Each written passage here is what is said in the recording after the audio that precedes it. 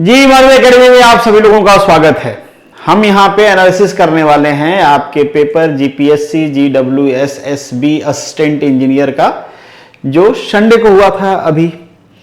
तो analysis in the sense कि paper का लेवल क्या है, और थोड़ा सा मैं आपको पेपर दिखा दूंगा। वीडियो बनाने का दो पर्पज है। एक पर्पज तो ये है कि थोड़ी एनालिसिस के बारे में डिस्कशन कर ले, किस टाइप के क्वेश्चंस आए हैं। पेपर दिखा दूंगा तो हो सकता है आज के 2-4 साल बाद भी कोई वीडियो ये देखेगा तो उसको आइडिया रहेगा कि किस टाइप के क्वेश्चंस आते हैं। तब तक में भी पेपर खो जाए, खोएगा तो नहीं, पर सबकी अवेलेबिलिटी नहीं होती है। एक पर्पज ये भी है कि मुझे कट ऑफ वीडियो भी बनानी है, और मैं चाहूंगा कि इस वीडियो के कमेंट में और डिस्क्रिप्शन में जो गूगल फॉर्म है आप उसको फिलअप करिए, ऑनेस्टी से करिए। कट ऑफ प्रेडिक्शन आपके लिए होता है और मुझे पता है आप ऑनेस्टी से फिलअप करते हो, पर जितने ज्यादा लोग फील करेंगे उतना एक्यूरेट हम कट ऑफ तक पहुंच पाएंगे। और अब तक का अपना रिकॉर्ड ठीक रहा है तो होप्स हो कि आगे भी ठीक रहेगा।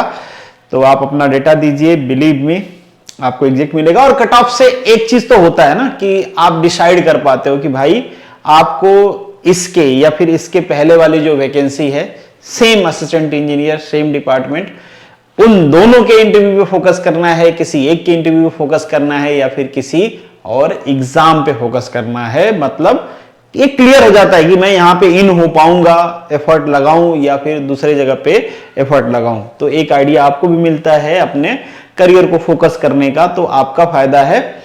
और डिटेल में डिस्कस करेंगे कट ऑफ। अगर आपका डाटा सफिशियंट होता है तब, जनरली हो जाता है सफिशिएंट नहीं होता है, ऐसा लगता है कि प्रेडिक्शन एकदम रैंडम होगा, तो फिर उसका कोई मतलब नहीं होता है कट ऑफ डिस्कस करने का।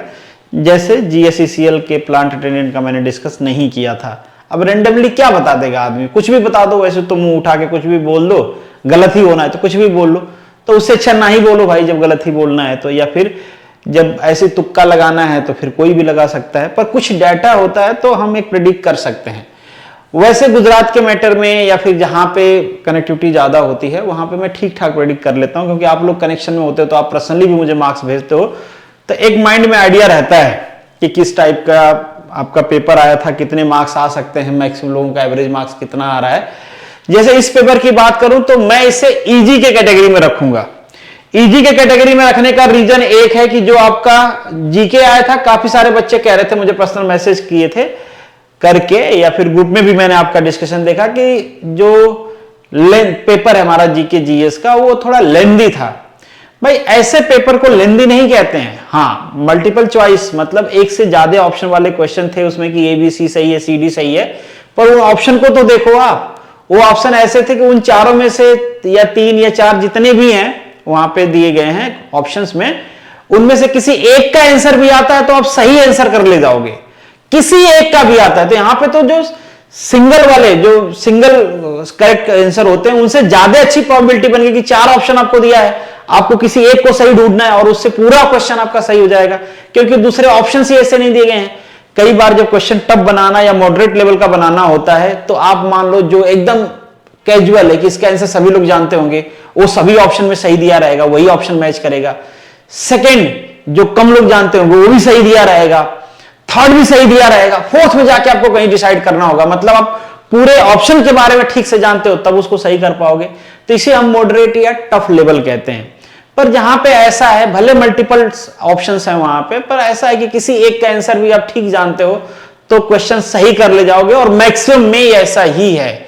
और क्या क्वेश्चन पूछा गया भाई, राजधानी पूछ लिया गया आपसे, ग्लेशियर पूछ गया, नदी पूछा गया है, फिर इस टाइप के क्वेश्चन है तो इसको इजी के कैटेगरी में ही रखते हैं भाई। अगर थोड़ा भी आपने पढ़ा है तो इनको कर पाओगे, थोड़ा आपके कॉमन सेंस है, न्यूज देखते हो, पेपर पढ़ते हो, तो ऑप्शंस सही कर ले जाओगे आप, इश्यूज नहीं होंगे।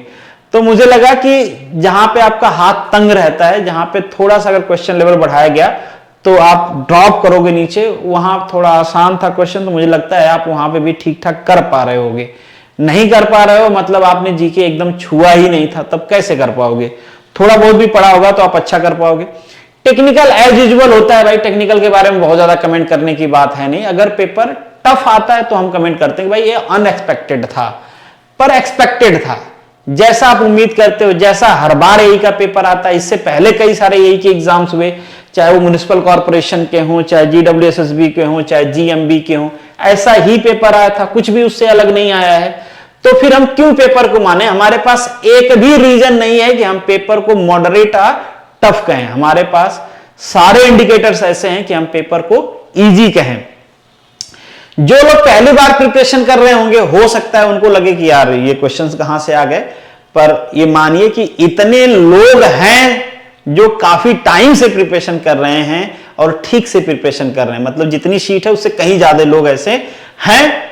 तो फिर जो लोग पहली बार प्रिपरेशन कर रहे हैं, हो सकता है उनके कम स्कोर आ रहे हैं, तो उनको सुधारने की जरूरत है। बाकी पेपर का लेवल मुझे लगा, ये देखो नॉन टेक, ये बस आपको स्लाइड करके दिखाने का पर्पज ये है कि बाद में कोई इस वीडियो को देखे तो एटलीस्ट उसको पेपर का आइडिया भी रहे। पहली बार मैंने गुजराती को स्ट्रेस दे दे के पढ़ा है कि किस टाइप के क्वेश्चंस पूछे गए हैं गुजराती में, तो मुझे आइडिया लगे कि नॉन टेक आपका कैसा पूछा जाता है। इससे पहले मैं नॉन टेक के एनालिसिस नहीं करता था, पर इस बार मैंने नॉन टेक पढ़ा है, अराउंड सारे क्वेश्चंस आपके पढ़े हैं। सेंस की किस फील्ड से रिलेटेड है, क्या लेवल है क्वेश्चन का, ऑप्शंस कैसे दिए गए हैं, टफ हैं, मॉडरेट हैं या इजी किस्म के हैं, तो मुझे लगा कि आसान टाइप के ऑप्शंस हैं। और मैंने आपको इससे पहले याद है तो एक वीडियो भी बनाया था कि आप रीजनिंग वाले आसानी से कर ले जाओगे। इकोनॉमिक के 2-4 स्टैटिक बेस्ड क्वेश्चन आए हैं और आए भी हैं, मैंने कहा था आएंगे, आप आसानी से कर लोगे अगर बेसिक नॉलेज होगा तो। पॉलिटी के क्वेश्चंस आप आसानी से कर ले जाओगे, तो वो सब ज्योग्राफी के क्वेश्चंस भी इजी हैं। तो मुझे लगता है कि ठीक है। और कुछ इंडेक्स पे क्वेश्चंस पूछे गए हैं जो आपको आने ही चाहिए, अगर वो भी नहीं आते हैं तो फिर थोड़ा सा मुश्किल तो है भाई, अब नहीं पढ़ोगे तो कैसे आएंगे।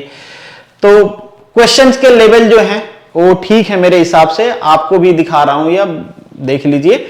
थोड़ा सुधार करने की जरूरत है, अगर आप एकदम नहीं नॉन टेक्निकल में कर पाए हैं क्वेश्चन, जो मैं आपसे एक्सपेक्ट कर रहा था कि मिनिमम जो है 35 to 45 आपको कर ले जाना चाहिए अगर आप एवरेज में बिलोंग करना चाहते हो, तो मैं आपसे उम्मीद करता हूं कि इतना आप कर ले जाओगे। ऐसा पेपर है कि इतना आसानी से आप कर ले जाओगे। हाँ, इससे ऊपर जाने के लिए थोड़ा सा आपकी स्टडी का लेवल, मतलब आप कह सकते हो कि एवरेज होना चाहिए, इतना तक तो आसानी से कर ले जाओगे। आप नहीं कर पा रहे हो मतलब आपने एकदम से छोड़ दिया है जीके को कि जाने दो हम इसको करेंगे ही नहीं, तो अलग बात है, तब तो फिर कैसे करोगे। बाकी जिन लोगों ने जीके पढ़ा होगा मुझे लगता है उनका काफी अच्छा स्कोर आएगा और हो सकता है कि बहुत अच्छा आ जाए उनका, जितना वो उम्मीद कर रहे थे उससे कहीं अच्छा है। ठीक है, तो ये आपके जीके के क्वेश्चन है, 100 है। थोड़ा सा मैं तेजी से स्लाइड करके आपको दिखा देता हूं। सारा क्वेश्चन दिखाने का पर्पज ये है कि जिसको देखना रहेगा वो शायद वीडियो पॉज करके देख लेगा।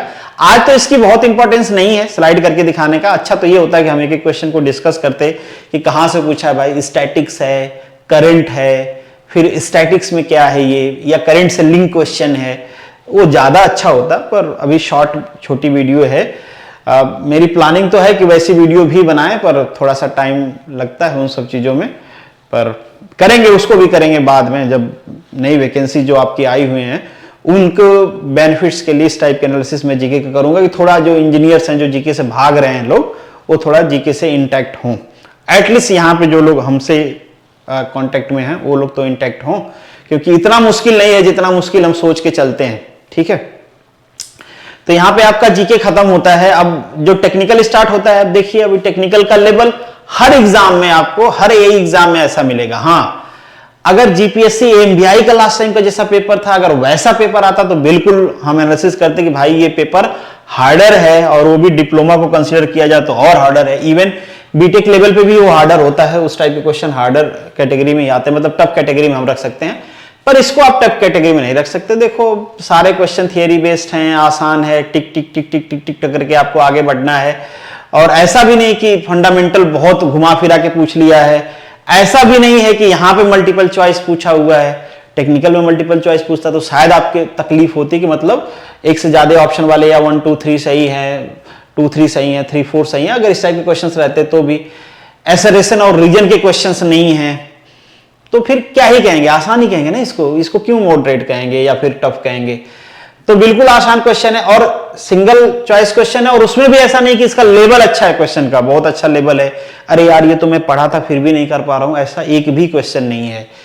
ठीक है, तो सारे स्ट्रेट फॉरवर्ड क्वेश्चन है, और मुझे लगता है कि पिछली बार का जो एई का पेपर था उससे ये आसान पेपर है। पिछली बार एई में इवन दो कुछ क्वेश्चंस ऐसे थे जो ठीक ठाक थे या फिर आपके टॉपिक से थोड़े हटके थे। ठीक है, पर इसमें वैसा भी नहीं है, तो इसको मैं बिल्कुल आसान के कैटेगरी में रखता हूं। होप सो कि आपने अच्छा स्कोर किया होगा। नहीं कर पाए हैं तो आपकी गलती होगी, कहीं ना कहीं जल्दीबाजी में पेपर किया होगा, दिमाग हैंग हो गया होगा, दिमाग कहीं और रहा होगा, रात में सो के नहीं गए होगे, लेट नाइट तक बात कर रहे होगे, मतलब कुछ भी रीजन हो सकता है, या फिर पढ़ा नहीं होगा, पूरे साल बकैती किए होगे, चैट किए होगे ग्रुप में, इधर उधर की बातें करके दिल को सांत्वना दिए होगे कि यार पढ़ तो रहा हूँ, टाइम तो निकाल रहा हूँ, 2 मिनट पढ़ते बैठे होगे, फिर सोचोगे यार चाय पी लेता हूँ थोड़ा, फिर चाय करके फिर सुसु लगी होगी, फिर बाथरूम गए होगे, फिर बाथरूम करके थोड़ा सा चैट किए होगे, फिर चैट करके बैठे होगे, फिर सोचे होगे कि एक बार थोड़ा सा रील्स देख लूं, मूड फ्रेश हो जाए, फिर फेस मूड से पढ़ूंगा, फिर रील्स देख के रील्स देखते ही रह गए होगे, फिर सोने का टाइम हो गया होगा। तो इस टाइप की बकैती किए हो तब तो टफ ही रहेगा, बाकी इस टाइप की बकैती नहीं किए हो तो पेपर बिल्कुल आसान था। और अभी बता देता हूं कि कितना मुझे लगता है आपको स्कोर करना चाहिए, ठीक है, तो आप उसमें आ जाओगे इंटरव्यू वाला में। वैसे तो कट ऑफ वीडियो एक बनेगा, पर ये पेपर देख के आप कहोगे कि पेपर देख लिया तो अब ये तो बता दो कि कितना स्कोर करना है। तो मुझे लगता है कि अगर आपने 185 प्लस स्कोर कर रहे हो तो ठीक है आपका स्कोर, ठीक है, क्योंकि बहुत ज्यादा वेटेज तो होता नहीं है, आपको पता ही है कि वेटेज तो काफी होता है। तो मैं उम्मीद करता हूं आपसे कि आप इसको क्रॉस कर रहे होगे। अब जो लोग इसको क्रॉस नहीं कर रहे हैं उनको भी फ्रस्ट्रेट होने की जरूरत नहीं है, क्योंकि अभी आपको वो फॉर्म फिलअप करना है। भाई अब ये मत सोच लेना कि यार मेरा इससे कम है तो मैं क्यों फिलअप करूं, फिर क्या है कि प्रेडिक्शन खराब चला जाएगा। आप सब लोग फॉर्म फिलअप करिए, चाहे कि आपके स्कोर कितने भी हैं, फिलअप करिए, फिर देखते हैं कि ऑन एवरेज कितने फॉल हो रहे हैं। और ये मेरी एनालिसिस भी है तो मैं खुद को भी एनालाइज करूंगा। मैं तो एक बार में एवरेज निकाल सकता हूं, ठीक है, स्मूथिंग एवरेज भी निकाल सकता हूं, परसेंटेज एवरेज भी निकाल सकता हूं, सिंपल एवरेज भी निकाल सकता हूं। तो जब आपके डाटा आएंगे तो मैं निकाल के देखूंगा भाई मेरा प्रेडिक्शन कहां पे फॉल हो रहा है, क्या सच में यही एवरेज है या मैं ऐसे ही फुड़ कर रहा हूं। तो मुझे लगता है कि इतने से प्लस स्कोर है आपका, और मुझे ये भी लगता है कि काफी सारे लोगों का 200 प्लस स्कोर होगा। और घबराने की बात इसलिए नहीं है क्योंकि जिनका 200 प्लस होगा ना, बिलीव मी, वो पहले वाले में भी होंगे, पहले वाले एग्जाम में भी उनका अच्छा स्कोर होगा। तो एक जगह ही जाएंगे ना, सेम पोस्ट है, तो पहले वो रिक्रूटमेंट कंप्लीट होगी तो वो वहां निकल लेंगे, तो आपको टेंशन करने की जरूरत नहीं है, ठीक है। तो जिनके ज्यादा स्कोर होंगे ना वो तो पहले वहां पे फिल्टर आउट होके चले जाएंगे। मुझे लगता है ऐसा, मे बी ऐसा होना भी चाहिए, ऐसा ही होगा, वैसे तो उम्मीद कर सकते हैं। बाकी गूगल फॉर्म जरूर फिलअप करिए, और अगर चाहो तो आप कमेंट बॉक्स में भी अपना स्कोर लिखिए, कमेंट बॉक्स में भी लिख सकते हैं, वहां से भी एक आइडिया लगेगा। टेलीग्राम पे आप लोग लिख ही रहे हो, जो मेरे ऐप के टेस्ट सीरीज वाले ग्रुप था उसमें भी काफी सारे लोगों ने हालांकि अटेम्प्ट लिखा था, पर ठीक है वहां पे भी काफी सारे लोगों ने लिखा था अपना स्कोर। और ये आपके कैटेगरी पे, आपका क्वालिफिकेशन फॉर इंटरव्यू आपके कैटेगरी पे भी डिपेंड करता है, ठीक है। ये तो मैं इन जनरल बताया हूं ना कि इतना प्लस आपको करना चाहिए, ठीक है। बाकी मिलेंगे नेक्स्ट वीडियो में, तब तक के लिए all the best, good luck and जय हिंद।